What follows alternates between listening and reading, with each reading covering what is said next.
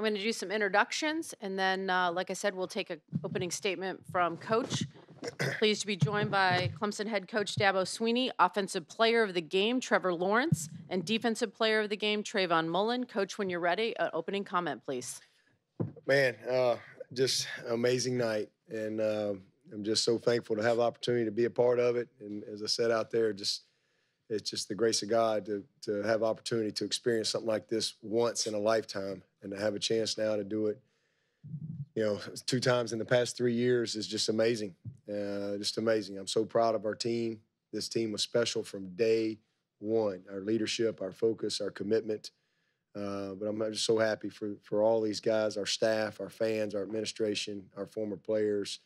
Congratulations to Alabama. Unbelievable season and champion that they've been. But our guys, they had a clear vision of the way we wanted this to go tonight. And, I think we were able to achieve that.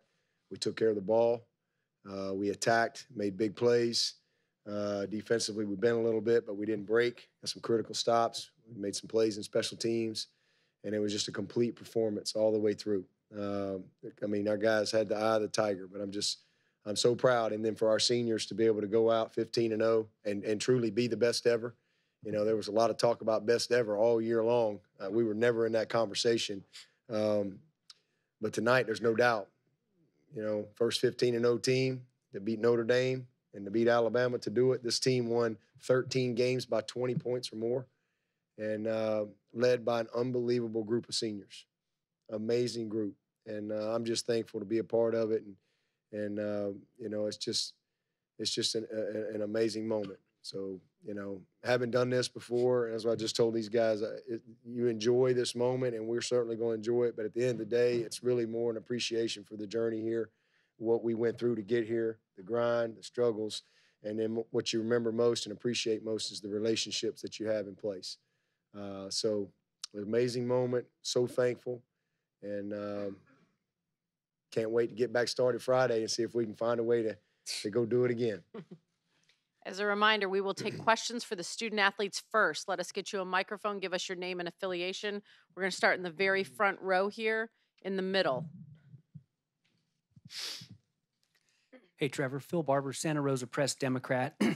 Early on in the game, it looked like you were a little up and down, and I'm wondering, were there any nerves? Did you figure some things out on the defense? What allowed you to settle into more of a rhythm as the game went on?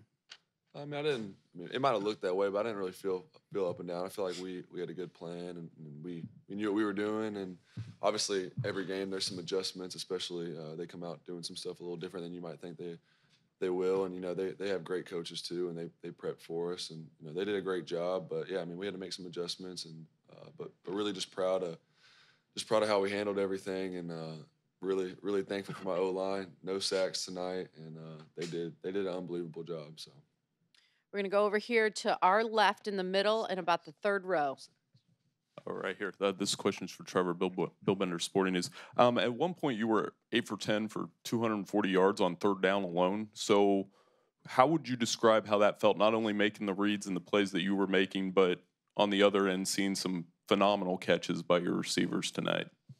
Yeah, the games like this, you got to make big plays, and the guys that we have, they definitely did that. And, you just give them a chance, and they'll come down with it. So, like I said about the O-line, same thing about the receivers and running backs, everyone else. Just amazing players, and really just so proud of, it took a lot to get here, and but really just proud of those guys. Go right here in the middle, very front row. And Trevor, Ryan Leong with Associated Press Broadcasting. How much can you really enjoy it now? You're the first true freshman to lead your team to a national championship. You're the offensive player of the game, MVP. What does that mean to be able to enjoy all that now? That doesn't mean as much as just being able to be a part of this team. Really, it's true.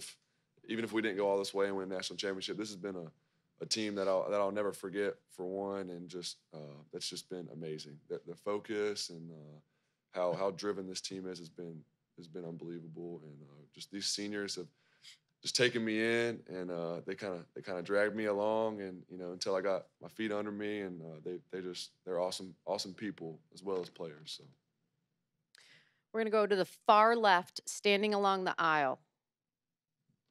Rick Henry, WIS-TV, Columbia, South Carolina. Trevor, this week you said you watched the game last year and you dreamed about playing in it. I just want to know, did it live up to your expectations or was it even better for you? Yeah, I mean, it was just surreal. So yeah, it was even better. Just you know, it's always great just to get another game with this group of guys. Like I said, just been an amazing year. But yeah, it was amazing. Obviously, our fans were awesome, traveled well.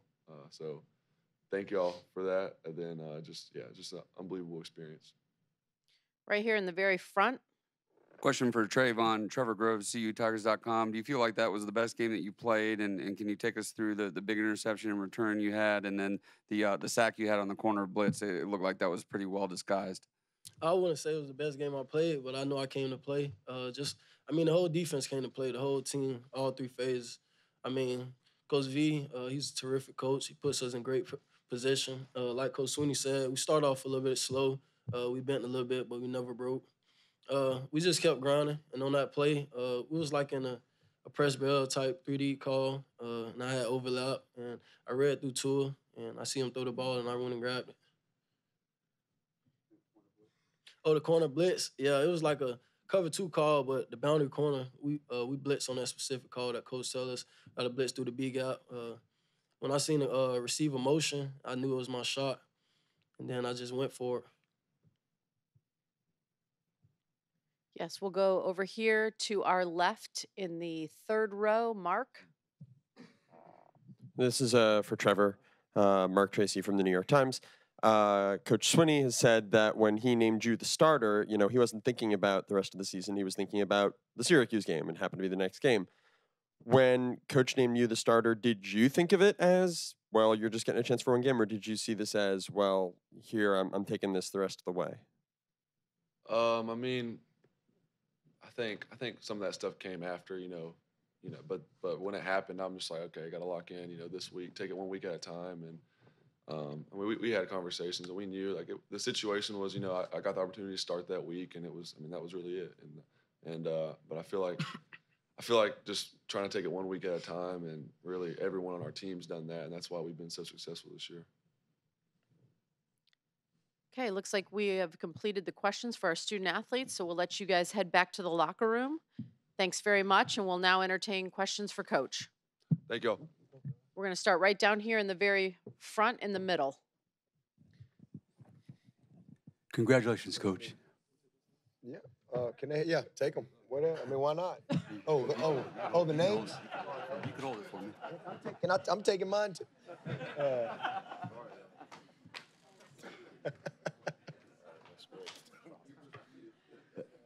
AP Stidham, WHEP, AM and FM, Foley, Alabama. Coach, when did you realize number 8 would be a difficult matchup for Alabama? What'd you say again? No, our 8, AJ Terrell? Justin. That 8. Oh, okay. Well, I mean, the moment we recruited him, we knew he'd be a tough matchup for not just Alabama, for anybody we played. But what a night. I mean, he's a guy that I thought early in the season, I mean, he was unbelievable in camp and early part of the season, and then thought he hit a little bit of a wall because it's tough, man. I mean, it's just a different, when you go from being the most dominant guy on the field to now every day at practice is like the Super Bowl because you're going against some elite talent. And then he just kind of got his second win, and these last 5 games probably, he has been unbelievable. And the catches that you saw him make tonight, those are routine for him. I mean, it's just amazing. I told Trevor, I said, could you quit throwing crappy balls so he don't have to show off like that and make some of those crazy catches? I mean, but that's what he can do. And for this kid from Alabama to have the opportunity, to beat Alabama for the national championship, I mean, I know exactly how he feels for sure. And it was something we talked about in the recruiting process. And he wanted to be a part of this. He wanted to come play with Trevor. He wanted to be a part of our tradition that we have at the receiver position. And, he didn't mind coming in and jumping in line behind T and kind of earning his way. And, he's a pretty good player as a freshman, and got Trevor back again and Travis back. So, like I said earlier, I can't wait till our team meeting on Friday, and that's gonna be our first team meeting for the 2019 team. It's gonna be a fun bunch, and some people say, "Oh, well, everybody's like, well, you lose, you get motivated." I get motivated by winning. I don't have to lose to get motivated. Man, I'm as motivated as I've ever been to get back to work with next year's team and kind of figure it out, because it's going to be fun, because we got a lot of unbelievable seniors that are moving on, but we got some dynamic pieces like Justin Ross and that guy right here at number 16 coming back that'll lead the way. We're going to go back here in the middle, third row. Chris Biederman, Sacramento Bee. How familiar are you with Cleveland's reference on the stage with the coach dancing and things like that? And what do you think he's gonna bring to a team at the next level? I have no idea what he said on the stage. You have to give me some. I had no idea what he said. It was a Death Row Records reference, but. Oh, okay. I don't know. Well, I mean, if he goes pro, I mean, he's gonna bring anything and everything. All these seniors. This is an amazing group of people. I told him in the locker room, I can't wait 20 years from now to get together and see what this group of young people do in life. They're going to dominate life. This is an amazing. We had 66 guys make a 3.0 or better. That was a school record, shattered the record. Everything they've done, they've like gone above and beyond. 55 wins. The record was 50. 56 was our record for 3.0s. We had 66. With 26 graduates, the most of any bowl team. We won the AFCA Academic Award. We won the Campbell Trophy, and we won the national championship on the field. And man, it's just been unbelievable. These are some of the most dynamic young people you're ever going to meet in the world. Cleveland, Christian, Austin, Kendall, Mitch, Fauci, Adam, Travion.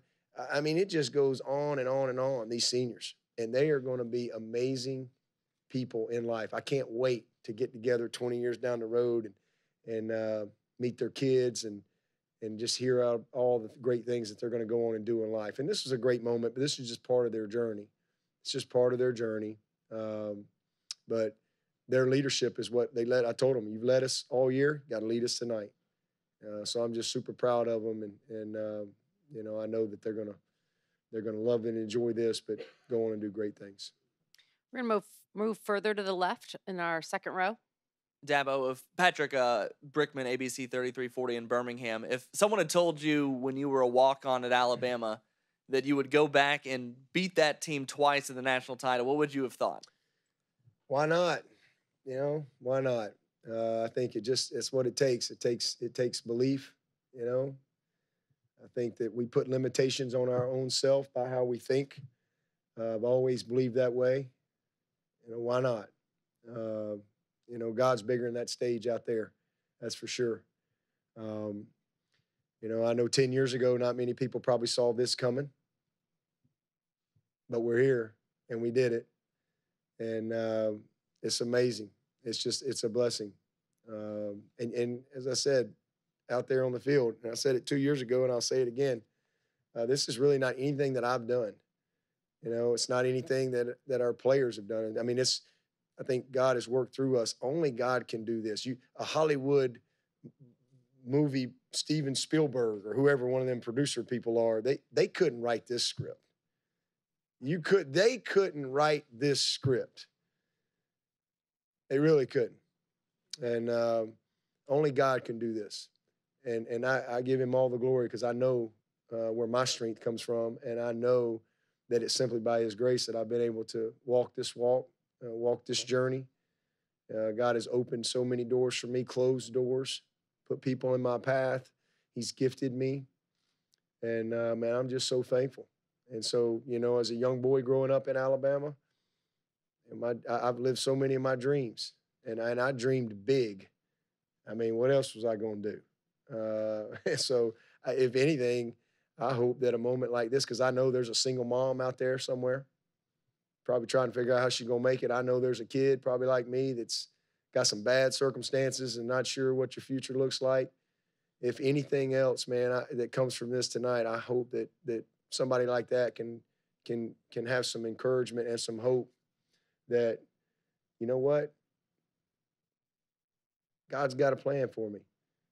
And if they can say, hey man, if that guy can go do it, well, you know what? Why can't I? But you got to be willing to put the work in.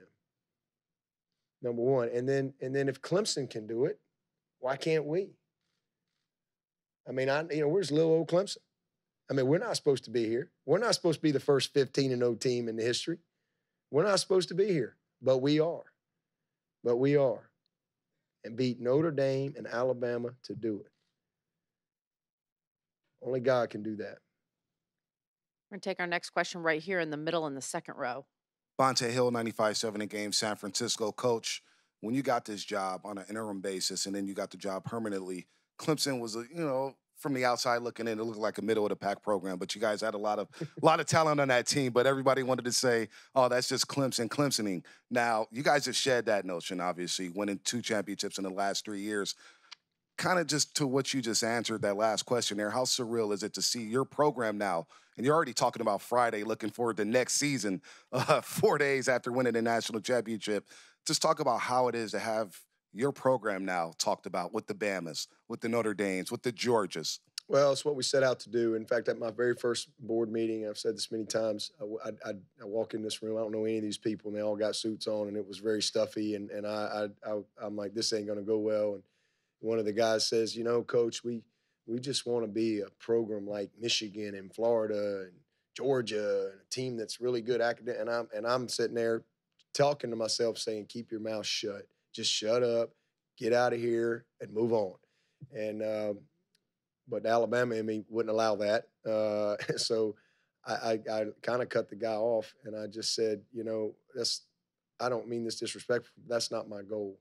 My vision for Clemson is for all these other schools to want to be like Clemson. I want to build a model program, and I want to do it in a way that loves our players, serves our players, equips our players. I want to have some fun doing it, and if it don't work, hey, I can go do something else, and that's what we've done, and we've been intentional with that. And so 10 years later, our core values are exactly the same as they were back in 2009. And it's been, it's been a process of building it. And you're right, we were a definite middle of the pack pro. We hadn't won 10 games since 90 or 91 when I got the job. Now we've had 8 years in a row. And that was something I told the team. Why would you have any doubt? Like, why would you have any doubt? If you just pay attention, I mean, we won our first division in 9. Everything we've done once, we've done again. We won our first division, we've won it 7 times. We won our first league championship in 11, we've won it 5 times. We had our first 10-win season in 11, we've had 8. We had our first top 10 recruiting class, I don't know, we've had 7 of them. But we ain't ever had the top recruiting class. Probably never will. But we've done okay. We won our first BCS Bowl. Now we've been to several of them. The only thing we hadn't done twice was win it all. And I told the team, we're going to do it again. It's just a matter of which team makes the decision, because I think it's a decision. I think it's a decision. You have to make a decision on what you're going to do with your commitment and so forth. And so I'm just thankful that we've been able to do it, and we've been able to build a program of consistency. Our goal is not to win the national championship. People don't believe that. Our goal is to win the closer right there. The national championship is just a byproduct of that. It's never been my goal. I don't measure teams by that. And I know we got some rabid people that drives them crazy, but I measure our team based on, do we get better? Did we reach our potential? Not every team's good enough to win the national championship. That's okay. It's okay. What was our commitment? How did we prepare? And so we've built a program of consistency on and off the field. 8 out of my 10 years, we've been top 10 academically. I've had 208 seniors, 204 graduates. 15 juniors leave early. 4 of them have already come back to get their degree. And that's really what I want to be measured by, not national championships. Hey, that's great. That's all part of it. But how do my 3 sons turn out in life? And how do all these players that God has gifted me with to be in their lives, how do they turn out in life? What do they do 10 years from now, 5 years, 15 years, whatever it is. That's really what I'm going to be measured by. And if we can win some national championships along the way, then that's a blessing. But that's not our goal. That's not our goal. Our goal is to have a program of consistency and a program that graduates its players and to do it in a way that loves them and equips them with the tools that they're going to need to go and dominate outside the lines, not just inside the lines. Coach, we've reached the end of our time. Thanks very much. That concludes tonight's post-game press conferences. Thank you all very much. Oh, man, yeah, you take that.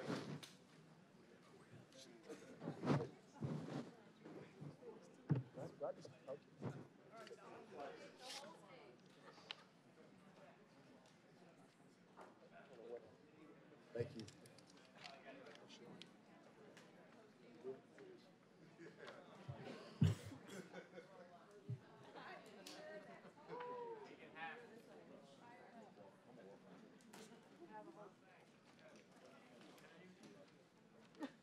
Proud of you, man.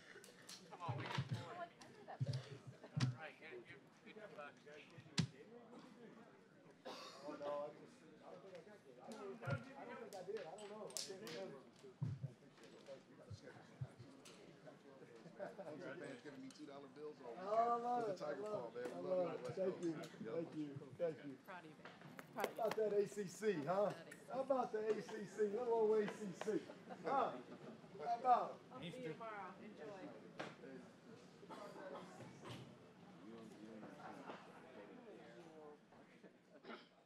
All right, just one more to go.